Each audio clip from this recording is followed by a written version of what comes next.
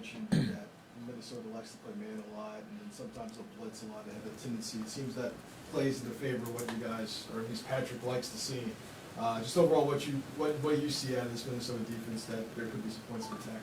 Yeah, they do. They can play a bunch of different coverages. I think you look at the DNA of Coach Flores as a defensive coordinator, and he's always wanted to present some type of challenge with pressure, whether it's bringing a lot of people or not bringing many people.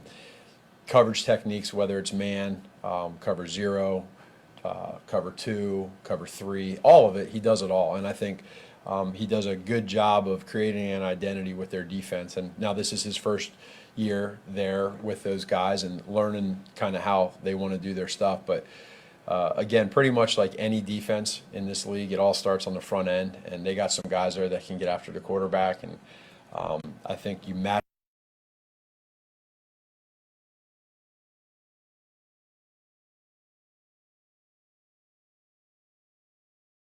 Patrick, that he doesn't think he played very well on Sunday night.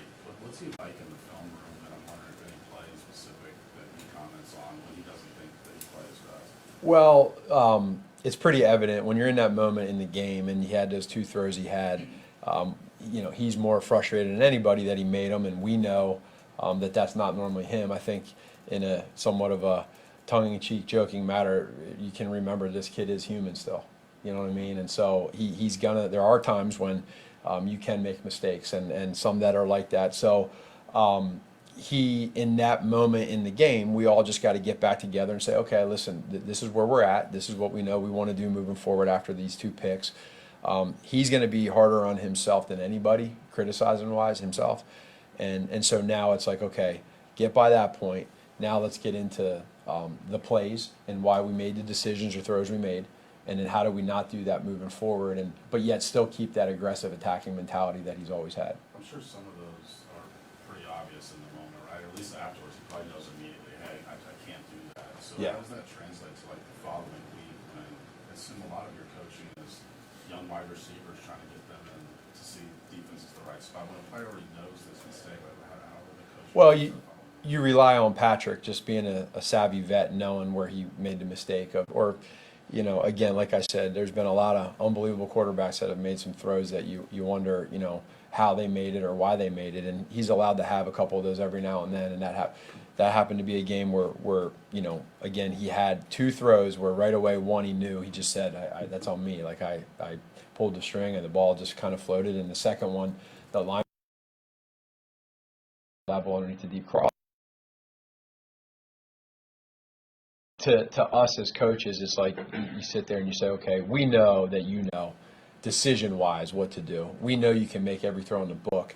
Now let's get back to this week in practice. Let's get back to the defense we're about to see. Let's get back to timing with our wide receivers. Keep working that and understand that he's a true pro, and he's going to use our coaching to help him get better and eliminate what was last week with those 2 throws. Because Patrick's harder on himself than anybody.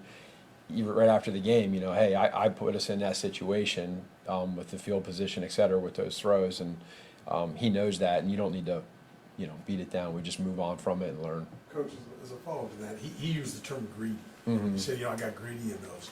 Can you and Andy get a little greedy maybe in some of the stuff you're running, or is there's a conservative option on every single play? Well, we have a plan to what we're doing with the players, with the scheme, with the play calls.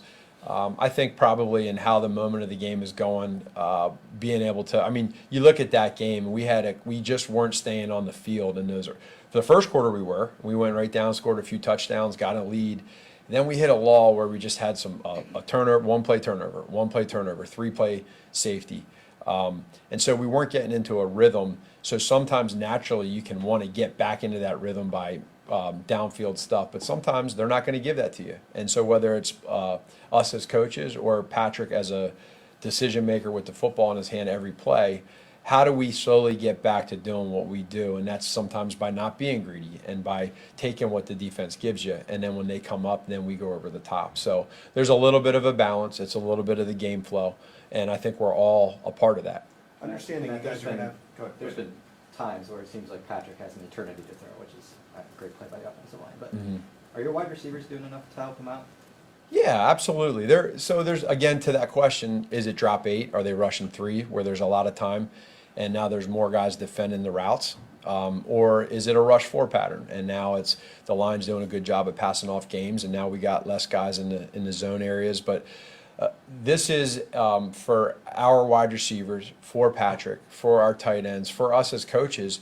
This part of the season, we feel like we're starting to really learn who these guys are as wide receivers. And I don't know if you're, week to week, this isn't necessarily the offense or the type of offense with the players where you're going to see one guy that has 18 targets every week. That's just not us. And it's always kind of been that way. Over time, there's been some outliers here or there with our offense, but I think that's the beauty of the offense too, is we got a lot of different guys that are learning how to play wide receiver within this offense, and we're learning who they are.